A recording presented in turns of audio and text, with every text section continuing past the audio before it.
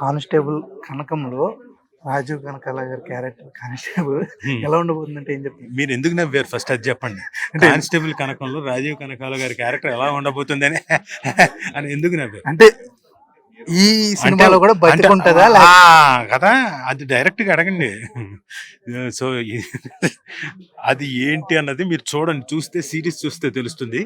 కాకపోతే నిడివి ఉన్న క్యారెక్టర్ అది ఎంతసేపు ఎంత నిడివి ఉందన్నది నేను చెప్పను ఇప్పుడు, ఎందుకంటే కొంచెం ఎలిమెంట్స్ చెప్పకూడదు కాబట్టి ఇప్పుడే.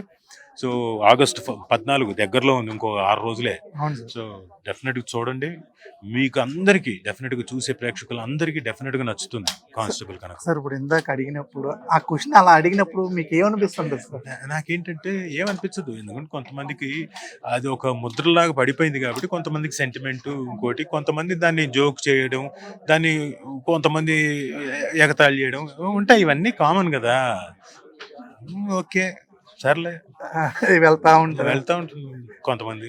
కొంతమందికి చెప్పగలుగుతాం, కొంతమంది చెప్పలేము. ఓకే. సో అది పెద్ద సీరియస్ తీసుకోవాల్సిన అవసరం లేదు. Okay sir. సార్ అదే ఈటీవీ విన్‌లో లిటిల్ హార్ట్స్ అని చెప్పి ఒక హ్మ్. ఫాదర్ రోల్ చేస్తున్నారు. హ్మ్. అది ఎలా ఉండబోతుందంటే? అద్భుతం, అది ఫుల్ ఫన్. అంటే 2 గంటల 10 నిమిషాలు మీరు నవ్వుతూనే ఉంటారు. ఫ్రెష్గా ఉండే కామెడీ. సాయి మార్తాండ్ అద్భుతంగా స్క్రిప్ట్ రాసుకున్నాడు, అద్భుతంగా డైరెక్ట్ చేశాడు. మౌళికి ఫస్ట్ టైం హీరో అయినా అతను పెద్ద హిట్ కొడతాడు. ఆయనకి అడిగాను సార్. హ్మ్. అంటే శివాజీ గారు ఫాదర్ రోల్ చేశారు, హ్మ్. కనకాల గారు ఫాదర్ రోల్ చేశారు. హ్మ్.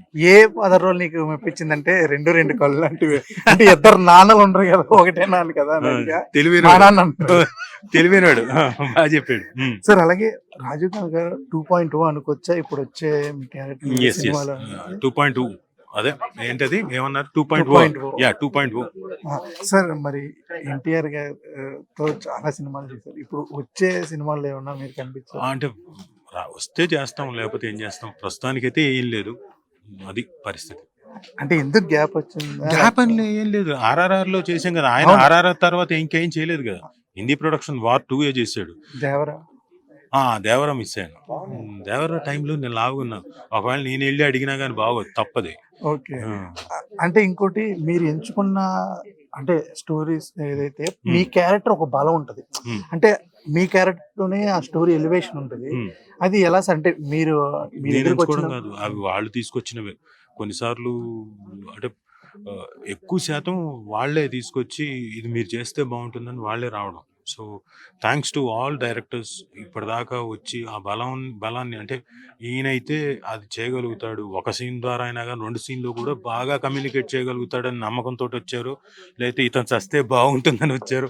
వాట్ ఎవర్ ఇట్ ఈస్, నాకైతే పేరు తెచ్చిపెట్టారు కాబట్టి ప్రతి డైరెక్టర్కి, ప్రతి ప్రొడ్యూసర్కి థ్యాంక్స్ చెప్పుకుంటాను. అలాగే మీ అబ్బాయి రోషన్ హీరోగా లాంచ్ అయ్యాడు. ఇప్పుడు ఏ ప్రాజెక్ట్స్ ద్వారా? ఇప్పుడు మోగ్లీ అనే ప్రాజెక్ట్ ఐఎమ్ వెరీ ఎక్సైటెడ్. చాలా బాగుంది. అంటే ఆ విజువల్స్ చూస్తుంటే చాలా బాగున్నాయి, చాలా బాగా వస్తుంది. అండ్ నేను I'm really excited for Mowgli. Okay. ఒక ఆర్టిస్ట్‌గా కాకుండా ఒక ఫాదర్‌గా అయితే నువ్వు బాగా చేస్తావురా ఇదేని ఉంటది. ఒక ఆర్టిస్ట్‌గా చెప్పండి రోషన్ గారికి అంటే మీరు చెప్పారా లేకపోతే ఆయన చెప్పారా నేను హీరో అవుతా అని? లేదు, నా కోరిక ఉంది. బట్ తనే చిన్నప్పటి నుంచి వాడికి యాక్టింగ్ నీ చేయాలనే. ఇప్పుడు నేను నాకు ఉన్నా కానీ సరిపోదు, అతనికి లేకపోతే నేను చెప్పినా కానీ అది పనికిరాదు. అవును. అంటే ఎత్తేసిన పిల్లి ఎన్ని ఎలకలు పడుతుంది. సో అలా కుదరదు. సో అతనికి అతనికి చాలా ఇంట్రెస్ట్ ఉంది, నాకు కూడా సంతోషం. తను కూడా ఈ ఫీల్డ్ లోకి రావడం అనేది చాలా సంతోషం. Thank you sir. Come back ఇంకా అదిరిపోదాం మనస్ఫూర్తిగా థ్యాంక్ యూ కోరుకుంటున్నాను. All the best sir. Thank you brother, thank you.